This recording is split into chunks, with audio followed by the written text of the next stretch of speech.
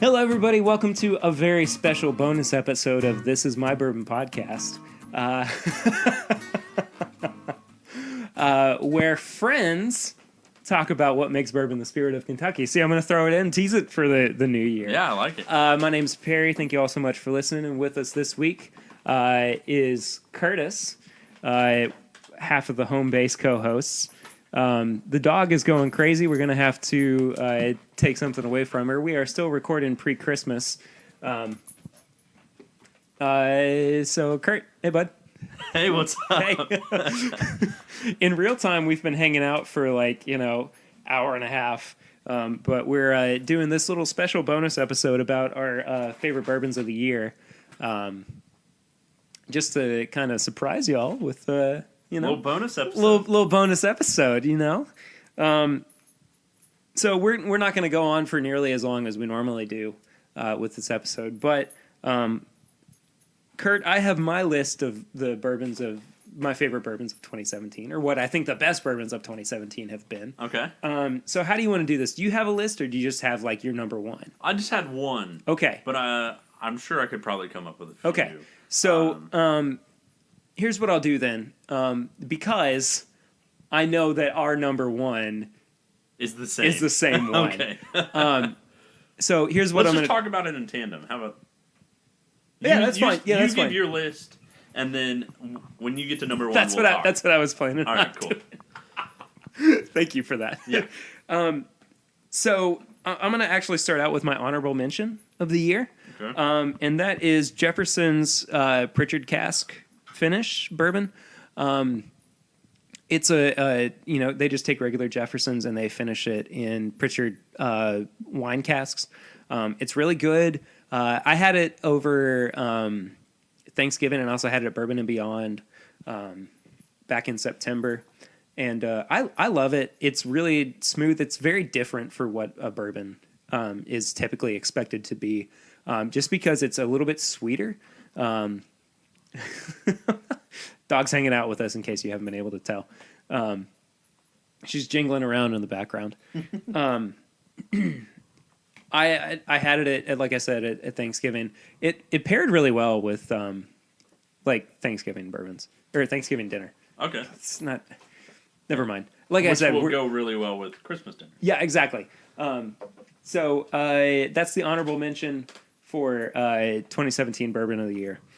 At my number 5, I have 1792 225th anniversary, which was released in honor of Kentucky's 225th anniversary.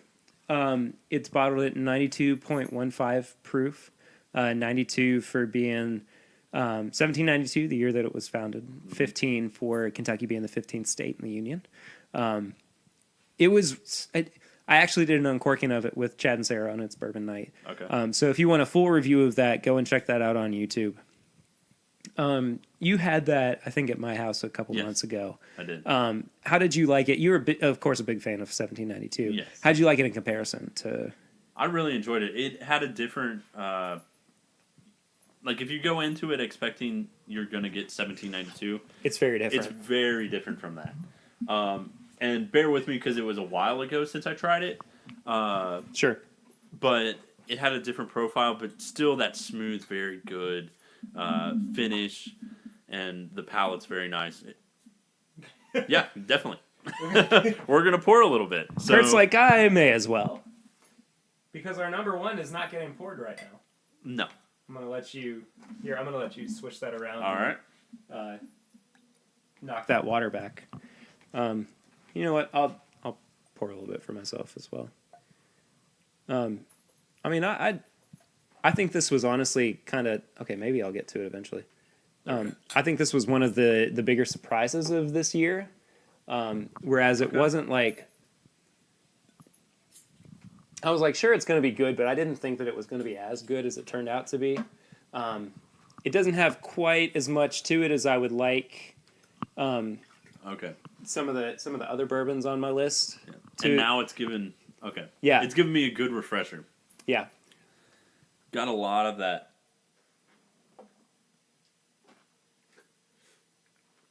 sweet oaky flavor. Mm-hmm. So Well, it's older than regular 1792. Yeah. It's 10 years old, or kind of around 10 years old, I think. So it's it's been in oak for longer. Which than I'm normal. sure that's why I'm getting more of those notes than regular 1792. And it's got a whole lot of like sweetness to it and Yes. caramel and everything. I'm happy with this. So that was my number 5, 1792, 225th anniversary. I'll try to say that right on the third try. Number 4 for me was Jim Beam Distiller's Cut, which was a release that just came out. Yeah. Okay. This again was one that was really, really surprising to me. I wandered into Liquor Barn and wandered. Sounds like I didn't have the intention of going in there. Like somebody blindfolded me and was like, "Hey, go wherever you want to." Oh, I'm in Liquor Barn. Yeah, exactly. How do I wind up here? Wandered into there. No, I went into Liquor Barn and was just kind of looking for something new to get, and the Jim Beam Distiller's Cut was sitting there on the shelf, and I was like, "Oh, I could try something new." And it's a non-chill filtered bourbon. It's 100 proof. It's not anywhere. It's between 5 and 6 years old. So it's A, older than regular Jim Beam, B, a higher proof, and it's non-chill filtered. So a lot of the, as we've talked about before, the fatty acids that are, normally taken out are still in there. Yeah. So this, to me, the reason that this is on my list, A, because I really have enjoyed it, and B, because this to me is what I think Jim Beam should taste like. Like when I went to drink Jim Beam, I'm gonna be drinking Distiller's Cut. Okay. Because it has some of the sweetness that Jim Beam normally has, but it just kind of kicks it up a little bit. Yeah. It makes it more enjoyable for me. You again had that too. Yes. Would that not have been in your top 5? In my top 5? Yeah, for the year. I would say no, just because I've had so many bourbons lately that I've never had before. Sure. And that's just a tribute of us starting the podcast and me actually going out and exploring new things and trying new things. Sure. So I think that's why. Dog. Sorry, dog. So as you can tell, like this episode is still like in tandem with how we normally. yeah, we still have to deal with the dog. There's nothing but uncut and unfiltered here on This Is My Bourbon podcast, Yes. and yes, I am talking about you, dog. So I think that's my biggest thing is that since we started the podcast, I've tried so many different bourbons. It's hard to remember it all. Yeah. A, B, I think I've tried so many different like higher up bourbons that I've never had before. Sure. That I think I have to put. Maybe I needed to qualify this before we started. The way that I have justified this is stuff that's come out this year. Okay. As like my gotcha. top of Yes, 2017. Yes. Okay. So number 4 out of the 5 that I think are the best 5 that came out in 2017 is Jim Beam Distiller's Cut. And number 5 was 1792. Anyway, number 3 for me was Four Roses Small Batch Limited Edition 2017 edition. I know I said edition twice, but it doesn't matter. I'm trying to make a point. For me, this was a bourbon where I can't remember life before it. Really left a mark on you. It did, and that's the same way that I felt about number 2 and number 1 on my list, where that like I really started thinking about bourbon at that point. Okay. And I had been thinking about it a lot before, of course. We've been talking about doing this show for a long time. Yeah, it's been. And I mean, we've had plenty of bourbon nights since Even before. Yeah, exactly. But it was one of those where like I had it and I couldn't stop thinking about it. Okay. And I was like, I have to try this again. And there was something about it that just really pushed me into going, oh, there's a lot out there that I need to really take the time to enjoy and look for. but I just thought that there was something really special about this, and not only was it just full of caramel and oak and everything that I really like, but I always, when I think back to it, think of like I was biting into like my favorite cookie. Okay. And I mean, it's just like a real kind of homey feel to it. I don't know. Yeah, yeah. I understand though. I haven't had it in a little while. Again, it's a limited edition bourbon. You're not going to get it often. It's just, No. But I was a really big fan of it. So, of course I put it at number 3 on my list. Number 2 for me, similar to, but not exactly what Whiskey Advocate did this year for their number 1. All right. Elijah Craig Barrel Proof Batch B517. Which if you are a regular listener of the show, you know that I reviewed with Will and the Grease of the podcast a few episodes ago. Big fan of it. Man, for a barrel proof bourbon to have all of the things that I love in a bourbon, in terms of like, the caramel and the oak and the vanilla and everything, but just to really push it up a notch. I mean, I couldn't have asked for a better bourbon. A better one, except for my number 1, which we'll talk about in a second, because we have the same number 1, yes. Of course. If you can find my number 2 bourbon is easier to find, of course, than what our number 1 is going to be. So if you can find Elijah Craig Barrel Proof B517 out there, absolutely go and get it, because for an uncut and unfiltered bourbon to have so much flavor and so much, character to it as this one does, I mean, I'm happy that I was able to try it, and that I was able to stumble upon it in the way that I did, by walking into a liquor store one day, and the guy was like, I just remembered we have one sitting in the back. Do you want it? I was like, yes, I do want it. That's so serendipitous. It's absolutely. And, I mean, that's just, I couldn't have asked for a better way to try something like Whiskey Advocate's Bourbon of the Year. So I can't recommend that one enough. But Number 1, the big drum roll, please. The big winner of the year is something that we actually tried on the show. Yeah, we did. And it was for it being our second review.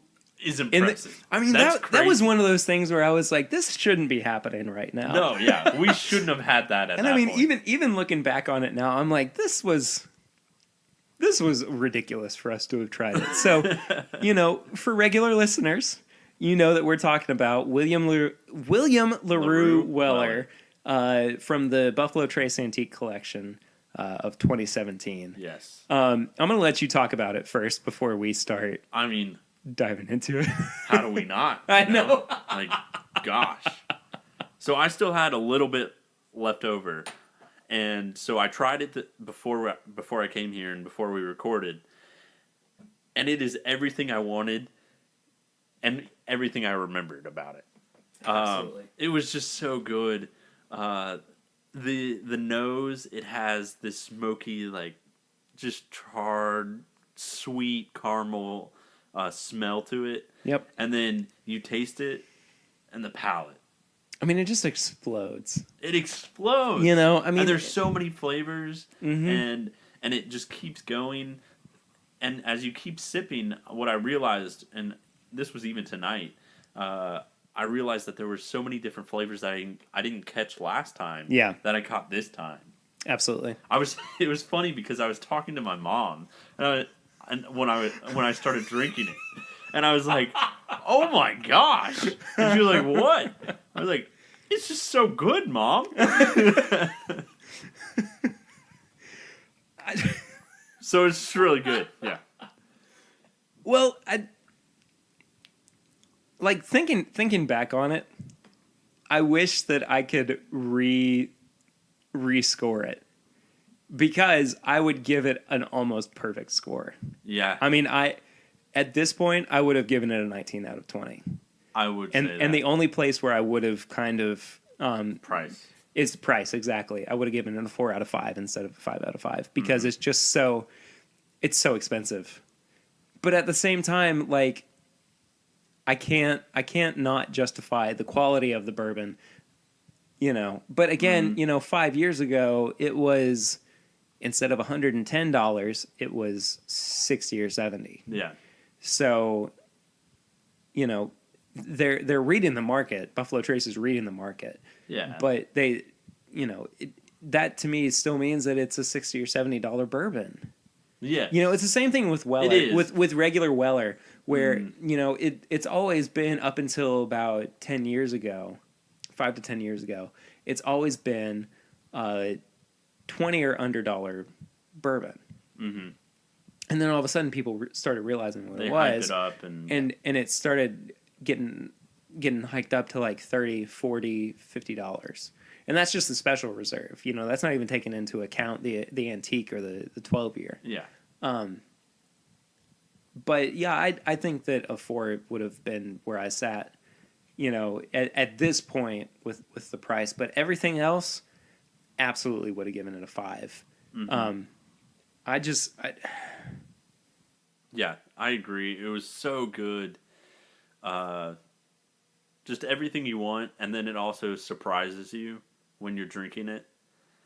Oh, for it sure. It just surprises you. You're like, oh, I didn't notice that. Oh, I didn't notice that. Yeah. So, I mean, just to very quickly wrap this up, because this has gone on actually a little bit longer than I thought it was going to, but my absolute number one for this year was the William LaRue Weller. I agree. And I mean, I can't say enough good things about it. Curtis agrees with me, so, you know, I've got somebody sitting here who, you know, it's not making me.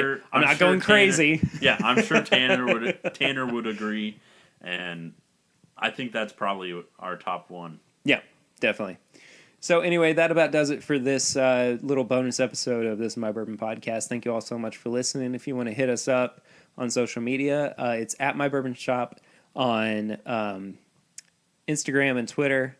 This is My Bourbon Shop on Facebook.